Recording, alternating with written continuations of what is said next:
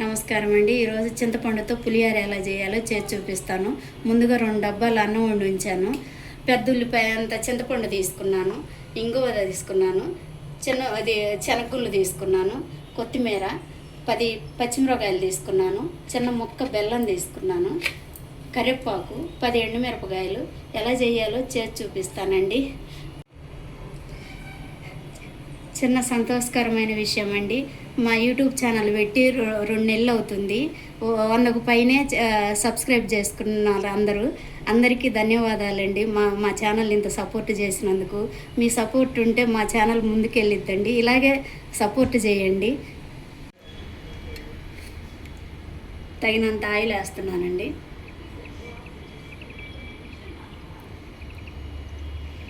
చింతపండు పులిహోర కదండి, కొంచెం ఆయిల్ ఎక్కువే పడుతుంది.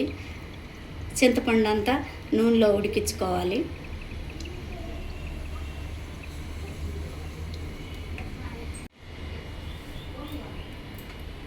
ఆయిల్ వేడైందండి.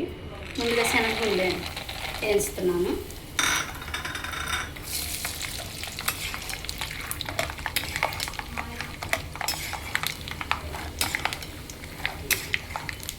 మిడిల్ ఫ్లేమ్లోనే వేయించుకోవాలి. పెద్ద మంట పెడితే మాడిపోతాయి, వేయకుండానే మాడిపోతాయి.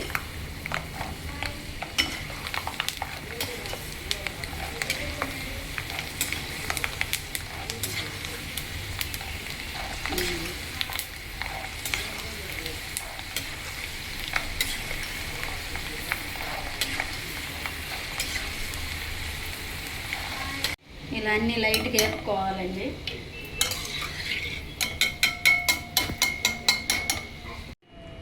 ముందుగా శనగగుళ్ళు వేసాం కదండి, ఇప్పుడు ఎండుమిరపకాయలు వేస్తున్నాను.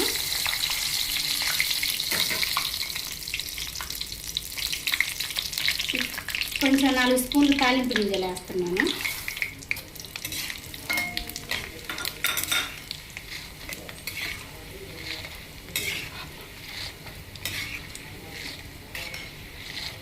గింజలన్నీ ఇలా వేగిందండి. గోల్డ్ కలర్ వచ్చేలాగా ఇలా తాలింపు గింజలు వేపుకోవాలి. ఇప్పుడు ముందుగా కట్ చేసి ఉంచుకున్న పచ్చిమిరపకాయలన్నీ ఇలా కట్ చేశాను. అంత సీలికల్లాగా కోయలేదు, సగానికి కోసి అలా వదిలేసాను. పచ్చిమిరపకాయలన్నీ ఇలా కట్ చేసుకొని వేసుకోవాలి. కరివేపాకు కూడా వేస్తున్నానండి. ముందుగా కట్ చేసుకున్న కరివేపాకు,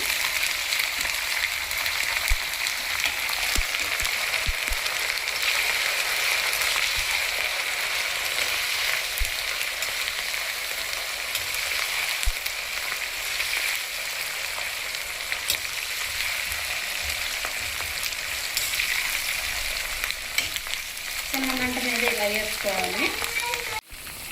కరివేపాకు పచ్చిమిరపకాయలు వేసానండి. ఇప్పుడు కొంచెం లైట్గా వేగింది. ఇప్పుడు కొంచెం ఇంగువ వేసుకోవాలి. ఈ తాలింపు వేగేటప్పుడే ఇంగువ వేసుకోవాలి. మంచి ఫ్లేవరు టేస్ట్ రావాలంటే కొంచెం వేసాను, 1 స్పూను. ఇలా తాలింపులోనే వేసుకోవాలి ఇంగువ. ఇలా మిరపకాయలన్నీ కొంచెం లైట్గా వేగాలి. చిన్న మంట మీదనే వేపుకోవాలి.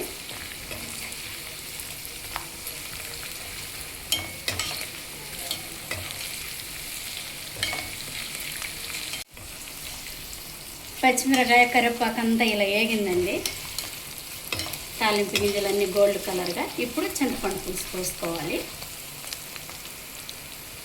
ముందుగా వేడి నీళ్ళల్లో నానబెట్టించి తీసానండి రసము.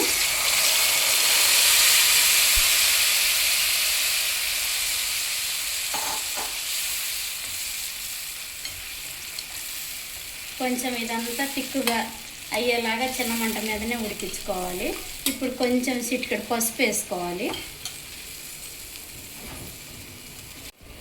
ఒక చిన్న స్పూన్ 1/2 స్పూన్ వేస్తున్నానండి పసుపు.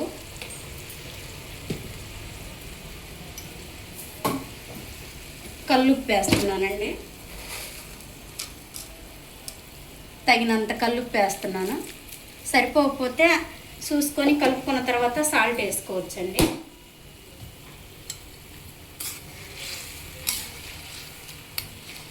ఇదంతా తిక్కుగా ఉడికించుకోవాలి. ఇలా చింతపండు పులుసులో పచ్చిమిరపకాయ, కరివేపాకు, ఎండుమిరపకాయలు అలా ఉడికించుకుంటే మంచి టేస్ట్ వస్తుందండి. ఈ పులుసు వారం ఉన్నా సరే, ఏదైనా కొంచెం చేసుకున్నప్పుడు మిగిలిన ఈ పులుసు వారం ఉన్నా ఏమవ్వదు, ఫ్రిడ్జ్లో పెట్టుకుంటే ఎప్పుడన్నా మళ్ళీ మధ్య మధ్యలో చేసుకోవచ్చు. ఇప్పుడు చిన్న బెల్లం ముక్క వేస్తున్నానండి.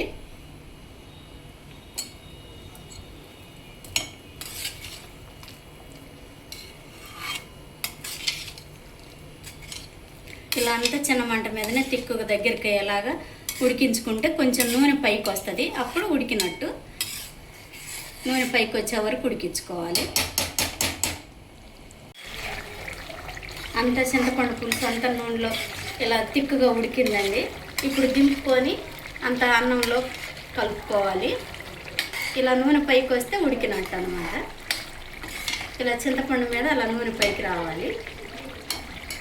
పొయ్యి కట్టేస్తున్నానండి. ఇప్పుడు కలుపుకోవాలి. ఇలా అంతా అన్నం మీద వేసుకోవాలి.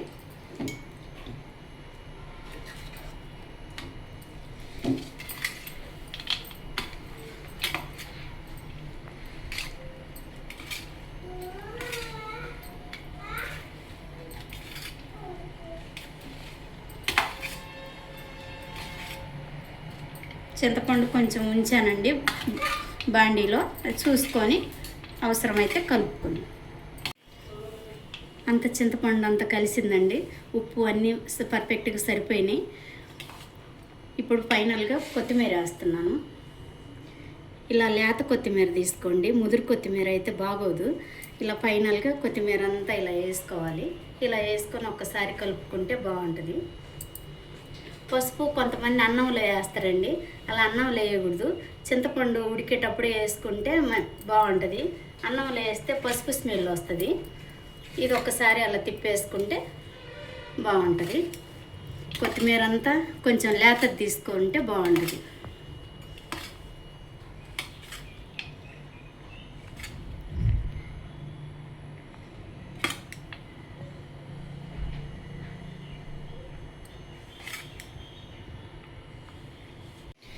వీడియో స్కిప్ చేయకుండా చూడండి, అప్పుడు లైక్ చేయండి. మీ సపోర్ట్ మాకు ఎంతో అవసరం. సబ్స్క్రైబ్ చేయటం మాత్రం మర్చిపోవద్దండి.